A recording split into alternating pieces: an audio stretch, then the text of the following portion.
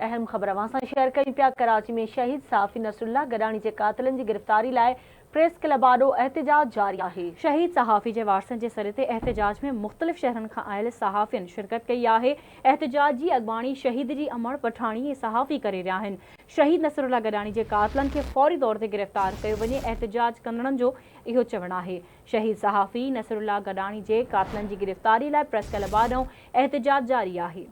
एक बार ॿीहर अवां खे आगाह कयूं पिया। ब्रेकिंग न्यूज़ आहे। कराची में शहीद सहाफ़ी नसरुल्लाह गडानी जे कातिलनि जी गिरफ़्तारी लाइ प्रेस क्लब आॾो एहतजाज जारी आहे। शहीद सहाफ़ी जे वारसनि जे सर ते एहतजाज में मुख़्तलिफ़ शहरनि खां आयल सहाफ़ियुनि शिरकत कई आहे।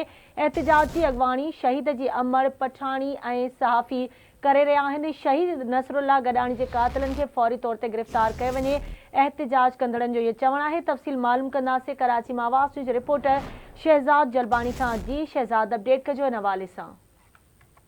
माथेलो जे शहीद सहाफ़ी नसरुल्लाह गडानी जे जेको कातिलनि जी गिरफ़्तारी जेके मुख्य कातिल आहिनि उन्हनि जी गिरफ़्तारी लाइ अॼु एहतजाज जो सॾु हुयो। कराची प्रेस क्लब आॾो हींअर वॾी तादाद में जेको मुख़्तलिफ़ शहरनि मां हिन वक़्तु सहाफ़ी जेके आहिनि उहे सरापा एहतजाज जा आहिनि।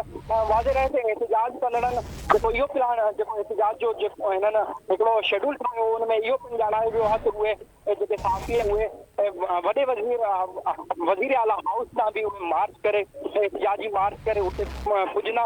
ऐं वाज़े रहे तो एहतजाज कंदड़नि मां जेके हुनजा वारिस आहिनि शहीद नसरुल्लाह गडानी जा जेके हुनजी वादा आहे हुनजा पुट ऐं हुनजा ॿार जेके आहिनि उहे पिणु हुन एहतजाज में अॻवानी करे रहिया आहिनि। हुनजी अॻवानी में हींअर एहतजाज जो शुरू थी वियो आहे सिलसिलो। पोइ हींअर माण्हू उते वॾी तादाद में जेके मुख़्तलिफ़ शहरनि मां सहाफ़ी ऐं सियासी तौर जेके समाजी तंज़ीमनि जा अॻवान आहिनि उहे पिणु उते शरीक थिया आहिनि। बैनर खणी उहे नारा हया पिया वञनि कई सहाफ़ी जो हूअ तस्वीरुनि वारा बैनर खणी उते नारेबाज़ी कई वञे। ऐं हिन वक़्तु उन्हनि जो इहो पिणु प्लान आहे त उहे वज़ीर आला हाउस खां मार्च कंदा। जी ठीक है शहज़ाद, अवां जी मेहरबानी अपडेट करण जे लाइ।